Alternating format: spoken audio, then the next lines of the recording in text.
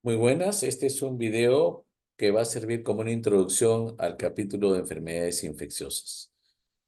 ¿Qué es una enfermedad infecciosa? Es una pregunta que siempre tenemos que hacernos. Si es una infección, una enfermedad que se origina por la invasión y multiplicación de un agente infeccioso en los tejidos de un huésped, lo cual puede originar una respuesta inflamatoria.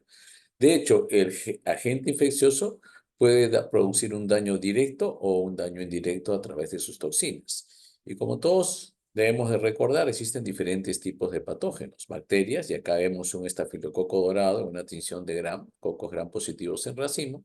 Acá vemos una Escherichia coli, bacilo Gram negativo, entero, bacteria, y acá vemos bacilos de Koch, una tinción de Siernitzen. También tenemos otros tipos de agentes, como son los hongos, y acá vemos un criptococo, una tinción de tinta china, en un líquido cefalorraquídeo, y vemos el famoso penicillium, a partir del cual se fabricaron las penicilinas. También hay virus que pueden originar un proceso infeccioso, y los dos más conocidos son el virus del VIH, y recientemente pues hemos sufrido la pandemia del COVID, lo cual vemos en esta imagen de diagrama. También tenemos parásitos y en los parásitos acá estamos viendo un parásito que fue estudiado inicialmente en el Perú. Se trata de Cyclospora cayetanensis, ¿no? Y acá en esta otra imagen vemos Strongyloides estercoralis. Como ven, pues hay diferentes tipos de agentes infecciosos que pueden originar una enfermedad en un huésped susceptible. De hecho, las infecciones han sido un tema global de salud, pues han afectado a la salud de millones de personas. Y como vemos en este gráfico, ¿no? Han habido diferentes pandemias.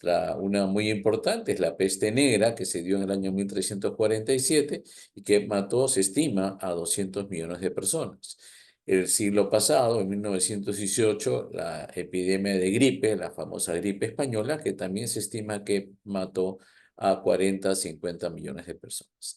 Actualmente todavía enfrentamos la infección por VIH y su consecuencia, que es el síndrome de inmunodeficiencia adquirida, el famoso SIDA, ¿no? Y acá, como vemos, ha matado desde que empezó la epidemia en 1981 entre 25 y 35 millones de personas.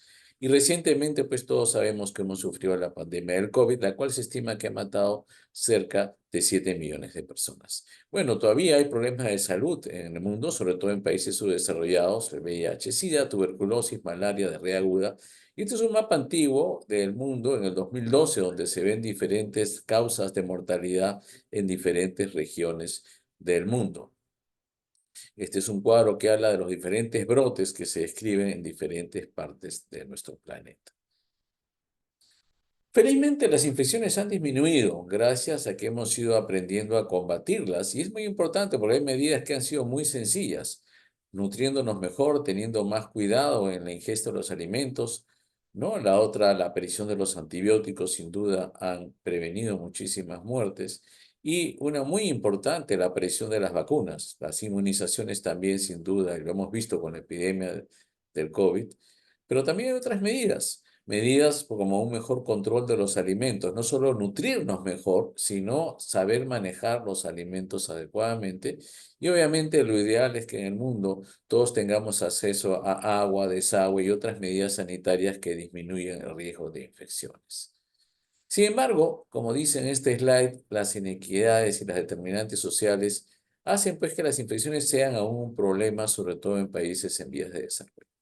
Si queremos reducir al mínimo las infecciones, definitivamente hay mucho por hacer, ¿no? Hay cosas que no dependen directamente de nosotros los médicos, pero sí podemos intervenir apoyando a nuestra sociedad a que se den medidas políticas para erradicar la extrema pobreza y el hambre, mejorar la salud materna, lograr educación universal primaria, por lo menos, y combatir las enfermedades más frecuentes que hemos mencionado, tratamiento para el VIH, diagnóstico temprano de tuberculosis, malaria y otras enfermedades infecciosas. Y no nos olvidemos que es importantísimo también reducir la mortalidad infantil y promover la equidad de género y empoderar a las mujeres.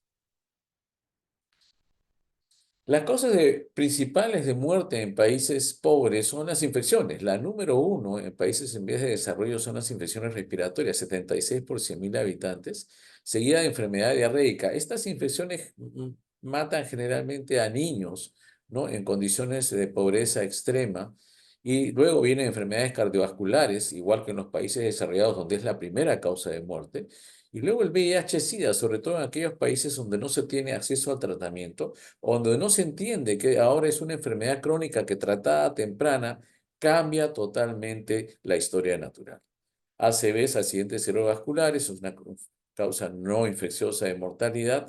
Y luego viene malaria y tuberculosis. Acá fíjense en el detalle, en tuberculosis la tasa mundial promedio en países pobres es 35 por 100.000. En el Perú, lamentablemente, esta cifra es más alta, 78 por 100.000. Y hay otras complicaciones no infecciosas que también causan mortalidad en nuestros países.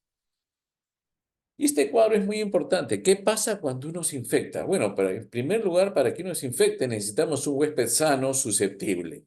Y necesitamos un agente infeccioso. Y hay que recordar que el agente infeccioso y el sujeto sano viven en un ambiente, viven en un entorno, en un contexto donde lo social, lo económico, lo geográfico, lo ambiental, lo climático y la conducta son sumamente importantes porque ello va a determinar el riesgo de exposición a estos agentes. De hecho, cada agente por sí mismo tiene unas propiedades, la capacidad de infectar a las personas, de afectar los tejidos, de poder causar mortalidad y de que el ser humano desarrolle una respuesta inmune. Y cada vez que nos exponemos a estos agentes que pueden venir a través de diferentes formas, de vectores, contacto con personas, etcétera, lo vamos a ver en un momento, ¿no? Estamos en riesgo de infectarnos. De hecho, hay diferentes tipos de exposición. Puede ser directa, por contacto con una persona enferma o a transmisión vertical de la madre al feto. Puede ser indirecta a través de vectores, ingesta y fomites como las formas más comunes. A veces, felizmente, nuestro sistema inmune nos protege, ¿no? Y eso va a estar en función de una serie de características. Y si es que estamos bien protegidos, no nos vamos a infectar así estemos expuestos. También depende de la virulencia y la infecciosidad del agente infeccioso, de su patogenicidad, ¿no? Pero si tenemos, ¿de qué depende nuestra inmunidad? Depende pues de que si hemos estado expuestos o no a un agente, ¿no? Depende si estamos inmunosuprimidos, tendríamos más riesgo de infección, depende de nuestra edad, depende de drogas que pueden afectar el sistema inmune y también de la presencia de otras enfermedades que pueden hacernos más susceptibles y vulnerables. Si nos infectamos, pueden ocurrir dos cosas. La primera, que nos infectemos y no desarrollemos síntomas, ¿no? Y la otra es que desarrollemos enfermedad. De hecho, la enfermedad se define como una infección en la cual aparecen síntomas. Y estos síntomas pueden ser muy variables, desde muy leves, casos muy leves, hasta casos severos que pueden dar muchos problemas. También por los síntomas, una infección puede definirse como una infección, una enfermedad focal, como por ejemplo una neumonía que afecta el pulmón, una faringitis que afecta a la faringe, una meningitis que afecta a las meninges, una infección no focal que afecta a todo el cuerpo y uno no puede localizar de inicio, ¿no?, dónde está la infección. Si todas las cosas van bien, se trata adecuadamente, no es un germen muy virulento, lo más probable es que nos recuperemos si se tomaron las medidas adecuadas. Pero a veces la agresividad del germen, la falta de recursos y antibióticos adecuados, las características de resistencia, pueden hacer que las cosas no vayan como uno desea. A veces también hay gente infectada que no se enferma y eso depende mucho del sistema inmune. Pero en ocasiones, los infectados, aun cuando no desarrollan síntomas, o pueden demorar en desarrollar síntomas, como en el caso del VIH, pueden ser portadores y pueden contagiar la enfermedad. Y eso es algo que hay que tener presente. Ahora hay que recordar que ¿cómo se define el tiempo de incubación? El tiempo de incubación es el tiempo en el cual uno se expuso a un agente infeccioso y apareció la enfermedad. En algunas enfermedades solo los enfermos contagian. En algunas otras enfermedades, como el COVID, antes de enfermarse, 2, 3 días antes, pueden ya estar contagiando y eso aumenta pues el número de casos.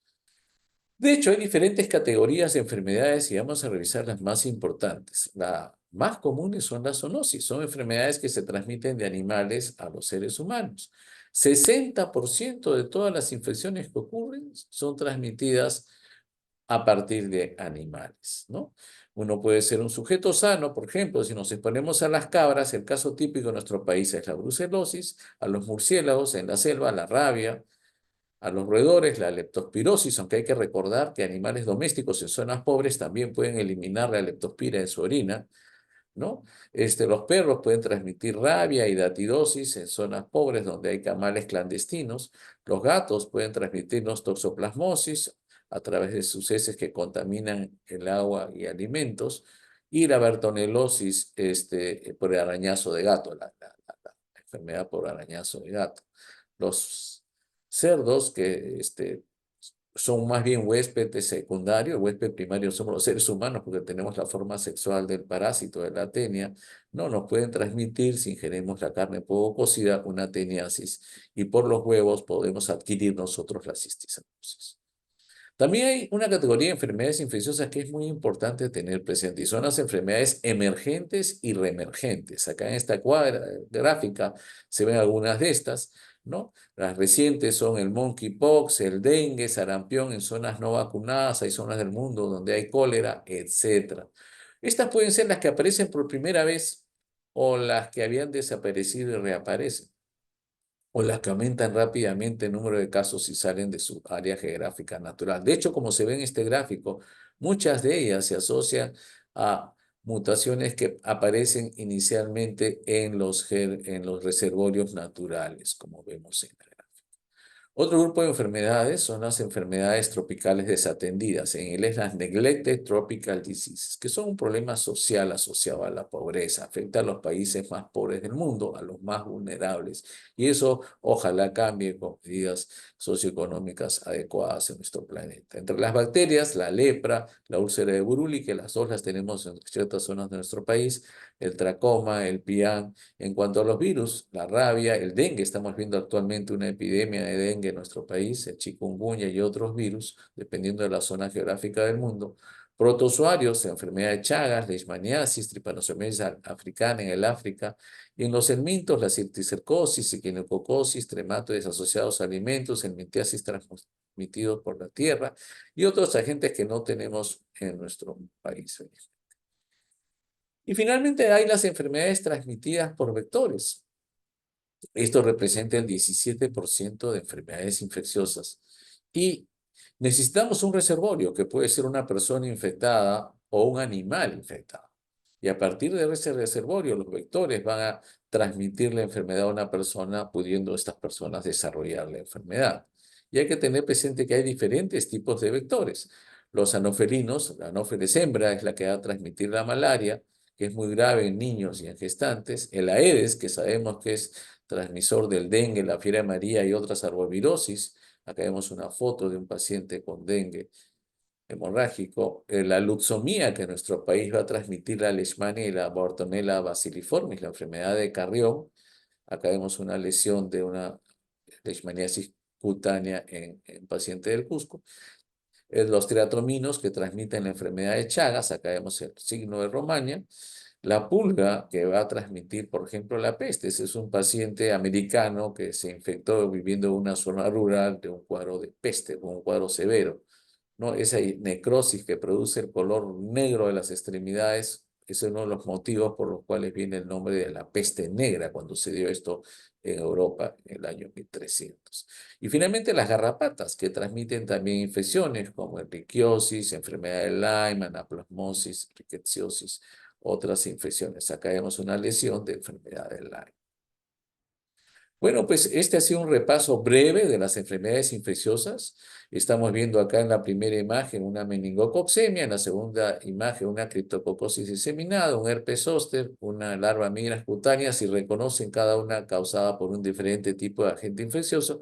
Y acá estamos viendo debajo imágenes, una pericarditis tuberculosa, una infección pulmonar por hongos, una encefalitis herpética y un absceso amebiano.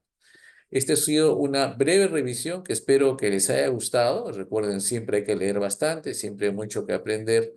Y como decía el poeta romano Horacio, sapere aude, atrévanse a aprender siempre y carpe diem, vivan el día de la mejor manera. Muchísimas gracias.